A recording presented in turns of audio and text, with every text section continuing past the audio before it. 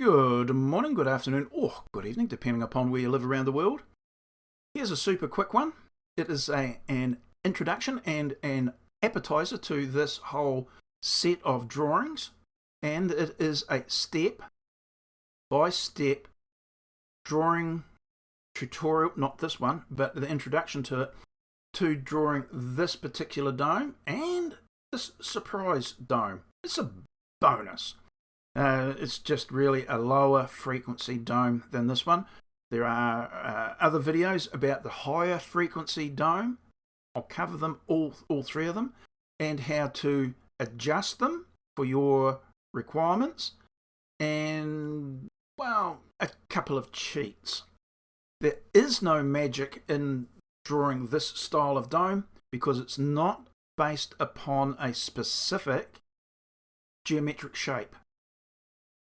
So you're lucky there. It is no, I'm going to stick with that.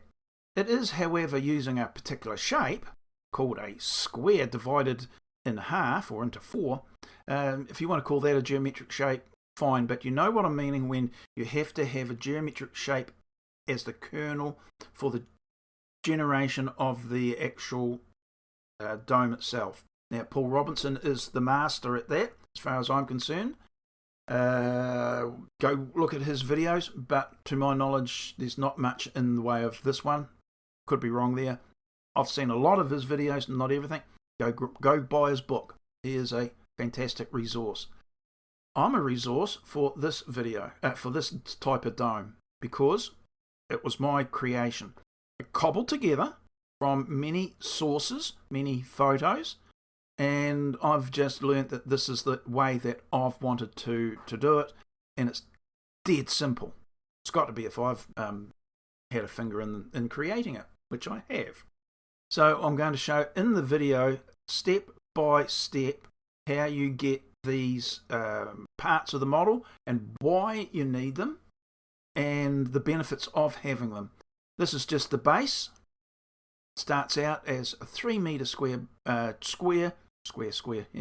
obviously the one is the same, but a square that's 3 meters by 3 meters divided into 4 equal spaced squares. There's this vertical set of lines I call the scaffold. There's this arc, and I talk about that. It's quite important to get that one right. There's this array of arcs here, quite important to get that right. And then you have the truncated set of the scaffold. These are the points at which all of your dome drawings will be created. All of them. Except that one. But that one included. You'll get it. We come to this point here where we have the surfaces. As you can see, supported by the scaffold. And then we have the wireframe here, which can be used to generate the honeycomb that I call it, these surfaces here, and when you see that you'll understand why it's called a honeycomb. You don't need the wireframe for that, you can use this, but it's a lot easier because there's no surfaces to confound you when you're building the honeycomb, that is.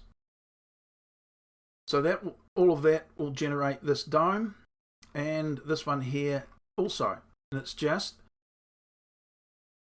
8 triangles divided in their own plane into other triangles, just for stiffening of the struts themselves. If you decide that that's what you want. If you don't, come on. So if you don't want that, you can wind up with just this.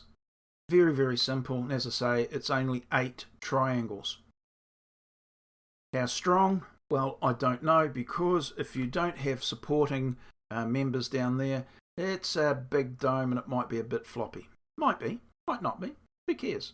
Give it a go. Let me know. But this might be something that you want to trial as a smaller dome rather than a 6 meter by 6 meter dome. And the length of the strut there is 4.2 meters, almost 4.3 meters long. So it is a big bit of timber, and depending on what section size and how you construct it, well, it's a big bit of timber. Right, so there's all that, and hide everything. But yeah, I've just shown the supports at this point. It's just the division of that length of the strut in half, and it just happens to be where these other struts would also intersect. No rocket science is there. But that's, you can decide whether you want to make smaller triangles and bolt them together. Also very possible. Lots of different ideas that you can come up with, but we'll also carry on and show the higher frequency dome, all based upon, whoops, let's go back here, a 3 meter square. The high frequency will be divided differently from this one here. In fact, it probably goes back to the